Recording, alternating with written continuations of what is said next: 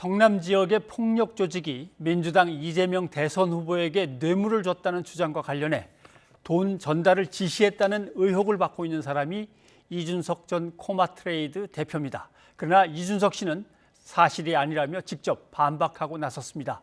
이 전 대표는 뇌물 주장을 펴고 있는 박철민 씨가 구치소로 여러 차례 편지를 보내서 이 후보와의 관계를 실토하라고 협박했다며 주장했습니다.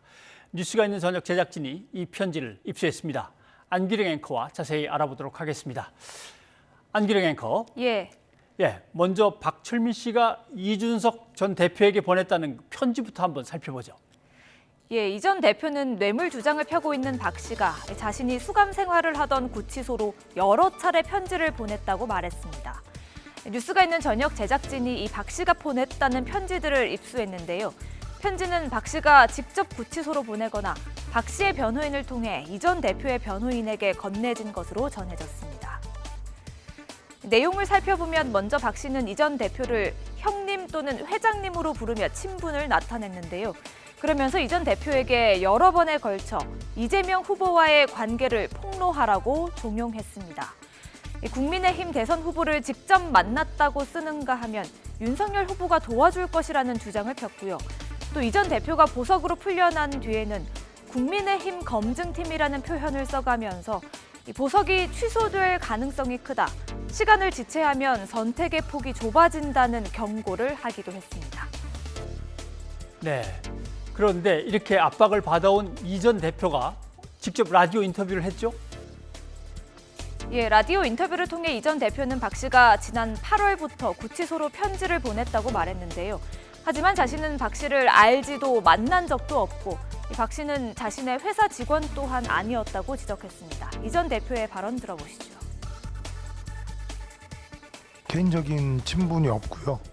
따로 만난 적도 없습니다. 저희 회사 직원도 아닐 뿐더러 저하고는 전혀 관계가 없는 사람이에요? 관계가 없는 사람. 회장님, 형님 이런 식으로 호칭을 계속 바꿔갖고 하면서 본인이 국제마피아 조직원이었다 이런 식으로 얘기를 해서 제가 이제 밖에도 한번 물어봤죠. 제 수행 기사를 했던 3개월 정도 했던 저희 회사 직원, 그다음에 저희 물류창고에서 일했던 직원하고 이 박철민 씨하고 셋이서 친구라고.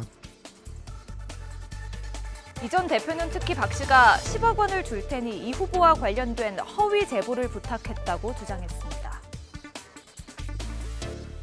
일단 사업 자금을 도와드리겠다. 10억 정도. 왜 10억을 주겠다는 겁니까?